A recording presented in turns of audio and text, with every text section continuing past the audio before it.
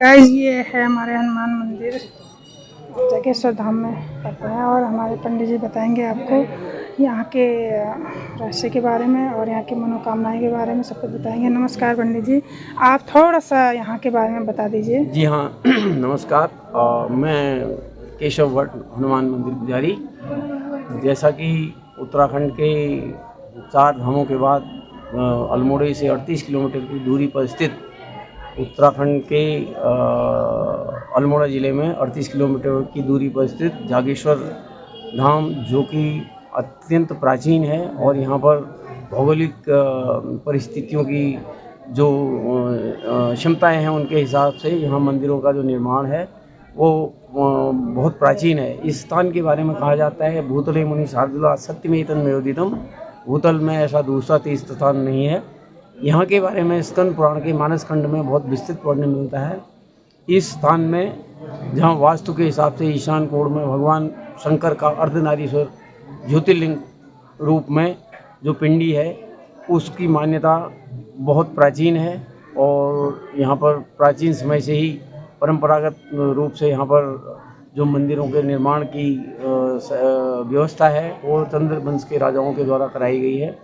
और यहाँ पर पूरे परिसर में 125 मंदिर है, जिसमें 5 मंदिर परिक्रमा मार्ग में है मुख्य तौर पर। जहाँ पर अभी आप खड़े हैं ये दक्षिण मुखी हनुमान जी, इसके बाद सूर्य नवग्रह, पुष्टि माता और महामृत्युंजय, केदारनाथ। इन मंदिरों में प्राचीन समय से ही जो पूजा पाठ की पद्धति चल रही है वो राजाओं के द्वारा नियत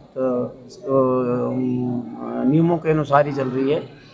तो इस स्थान के बारे में कहा जाता है यहाँ एक स्थान है टंकण पर्वत, जिसके बारे में ऋषि पत्नियाँ जहाँ पुष्प और कुशा लेने जाती थी, तो एक बार ऋषि पत्नियाँ पुष्प और कुशा लेने उस स्थान पर गई थी, तो वहाँ उनको एक नटराज रूप में लावण्यमय जटाजूट एक आकृति दिखाई दी, जिसकी वजह से उनको काफ़ी विस्मय हुआ। तो उन्होंने जानने की कोशिश करी, लेकिन वो अपनी नज़र उनकी तरफ अपनी नज़र नहीं मिला पाए। उसके बाद ऋषि अपनी पूजा में विलंब के कारण उस स्थान पर पहुँचे और वहाँ उन्होंने देखा वही आकृति उनको दिखाई दी। तो उन्होंने उनको आवेश में अभिशप्त कर दिया कि आपकी वजह से हमारी पूजा में विलंब हुआ है, इसलिए हम आपको अभिशाप देते हैं कि आप जो भी इस स्थान पर जागृत रूप में रहें। तो इसलिए यहाँ पर भगवान भोलेनाथ का, शंकर भगवान का जागृत रूप में स्थान है और यहाँ जो भी मनोकामनाएं भक्तों की होती हैं वो पूर्ण होती हैं। और यहाँ नियम के हिसाब से प्रातः पुजारी, भोग पुजारी, अनुष्ठान करने वाले पुजारी आदि नियमित रूप से अपना अनुष्ठान करते हैं। और यहाँ पर दाल चावल सब्जी का भोग लगता है, जिसको नाथ संप्रदाय गोस्वामी लोग ही ग्रहण करते हैं।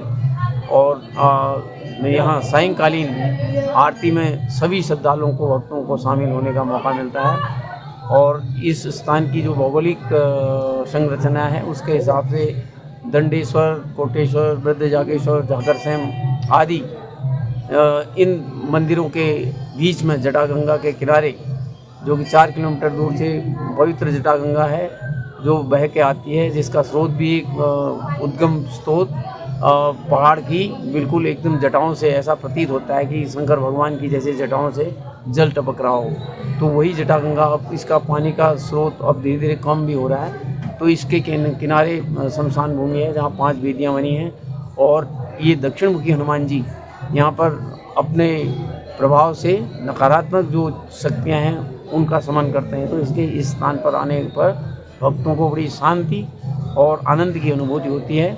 यहाँ एक देवदार का वृक्ष है जो नीचे 8.5 मीटर की परिधि में और ऊपर 65 मीटर की ऊंचाई में है। तो इससे उस वृक्ष के 2 भाग विपरीत दिशाओं में हैं। तो ये भगवान शंकर और माता पार्वती का एक प्रतीक स्वरूप है, जो कि यह स्पष्ट दर्शाता है कि अगर विचारों में भिन्नता है तो भी संसार में जीवित रहने के लिए मनुष्य को समायोजन करना पड़ता है। भगवान शंकर के परिवार में भी इस तरह की जो अलग अलग व्यवस्थाएं हैं, उनके परिवार से लगता है जहाँ कार्तिकेय हैं, गणेश जी हैं, माता पार्वती हैं, उनके वाहन अलग अलग हैं, एक दूसरे का विरोध करने वाले, लेकिन परिवार का समायोजन भगवान भोलेनाथ जो वे देवताओं में भी देवादिदेव कहे जाते हैं, विस्मान करने वाले, उन्होंने जीवन का रहस्य समझाया है कि जीवन का रहस्य कुछ नहीं, वो भस्म से प्रेम करने वाले हैं।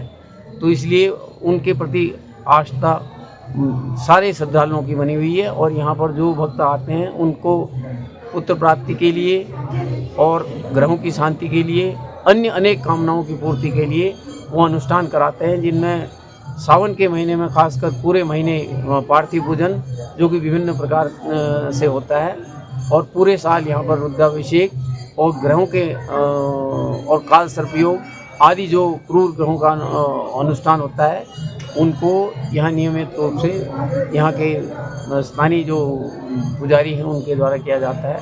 इस स्थान की मान्यता अब बहुत ज़्यादा बड़ी है, क्योंकि प्रचार प्रसार न होने की वजह से इस स्थान के बारे में ज़्यादा लोगों को जानकारी नहीं थी। 8वीं सदी में जगत गुरु शंकराचार्य ने आके इस स्थान की पवित्रता को और बढ़ाया, और महामृत्युंजय का जो स्थान है, जो स्वयं लिंग है, उसको उन्होंने मंत्रोच्चारण के द्वारा किलित किया, क्योंकि वहाँ ऐसी मान्यता है जो एक दूसरे के विरोध में कोई भी बात बोलता था वो सच होती थी।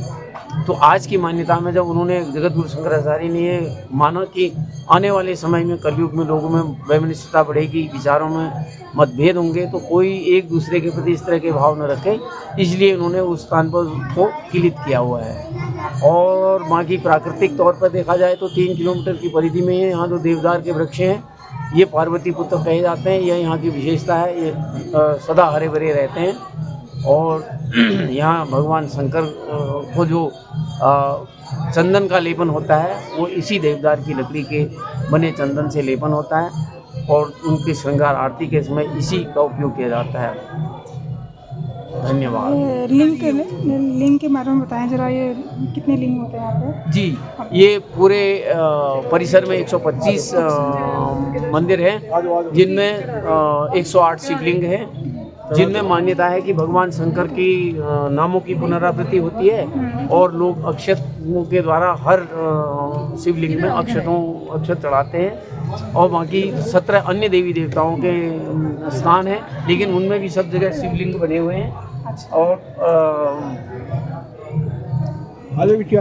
भक्त अपनी मनोकामना की पूर्ति के लिए परिक्रमा मार्ग का अनुसरण करते हैं। 108 शिवलिंगों की पूजा मात्र अक्षत और पुष्प से ही हो जाती है। वहाँ की मुख्य मंदिर में दर्शन, वहाँ जहाँ पर जलाभिषेक है भक्तों को, जहाँ आनंद मिलता है, और जो स्थान अर्धनारीश्वर के रूप में प्रसिद्ध है। यहाँ के इस मंदिर के बाद एक मंदिर और है ना, उस साइड एक मंदिर और पड़ता है। हाँ, वो दंडेश्वर ना, वहाँ भी इसके बाद वहाँ जाना पड़ता है ना? जी हाँ, और यहाँ मानते हैं कि वहाँ जाना जरूरी होता है, तभी पूरी होती है यहाँ की मतलब। लेकिन यहाँ देखिए पूरे परिसर में 125 मंदिरों में वास्तु के हिसाब से देवादिदेव महादेव ने जैसे भैरवाधिपति वो माने जाते हैं, तो यहाँ पर भैरवनाथ जी का मंदिर, हनुमान जी का मंदिर, कुबेर जी का मंदिर, कुबेर जी का मंदिर भी जो देवताओं के कोषाध्यक्ष हैं, तो उनके दिशाओं के हिसाब से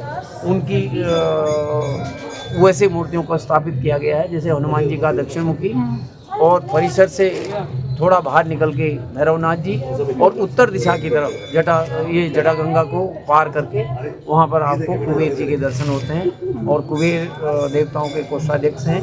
तो इसलिए मान्यता है वहाँ पर भी जाके जो सिक्का प्राप्त करते हैं तो उनका धन बढ़ता है और स्थिर रहता है। आपने इतनी अच्छी जानकारी दी है, मैं तो पता ही नहीं था, और मुझे लगता है कि शायद कई लोगों को यहाँ की जानकारी नहीं होगी। तो आपके माध्यम से मैं कोशिश करूँगी कि आप दूर दूर तक सोशल मीडिया के द्वारा या यूट्यूब के द्वारा मतलब दूर दूर तक पहुँचाया जाए, मतलब यहाँ की जानकारी ना लोग वंचित ना रहें। जी हाँ, मैं एक बार आपको ये बताऊँ। हाँ। जैसे जिन्होंने जो 12 ज्योतिर्लिंगों का भ्रमण करके यहाँ पर पहुँचते हैं, उनमें नागेशम दारुका बने। अच्छा। क्योंकि इसमें बताया गया सौराष्ट्र शोधनाथन चौर श्रीशैल्य मल्लिकार्जुन उदयनियम महाकालम ओंकार महेश्वरम परल्याम मैदनाथ चौर डांगित्याम भीमशंकरम सेतु बंदे तुरामेशम नागेशम दारुका बने, जो 8वें में स्थान में नागेशम दारुका बने हैं। इसके बारे में भी वो लोग बताते हैं कि गुजरात में माना गया है, लेकिन नागेशम दारुका बने गुजरात में भी, हैदराबाद में भी हैं। गुजरात में जो नागेशम दारुका बने हैं, दारुक नाम के राक्षस का मर्दन करने के लिए भगवान शंकर ने उस ब्राह्मण को अपने प्रत्यक्ष दर्शन दिए थे, तो इसलिए। लेकिन जो नागेश्वरम दारुका बने का जो शाब्दिक अर्थ आता है वो देवदार के घने जंगलों से है, जो कि हिमालय क्षेत्र में उत्तर दिशा की तरफ और कैलाश मानसरोवर यात्रा के मार्ग में पड़ने वाला है। तो इसलिए ये प्रमाणित होता है कि यहाँ पर 8वां ज्योतिर्लिंग नागेश्वरम दारुका बने अर्धनारीश्वर रूप में है। बहुत बहुत धन्यवाद आपका, आपने इतनी अच्छी जानकारी दी, हमें भी जानकारी प्राप्त हुई आपके द्वारा। बहुत बहुत धन्यवाद करते हैं आपका। इसी के साथ नमस्कार, आपको बहुत बहुत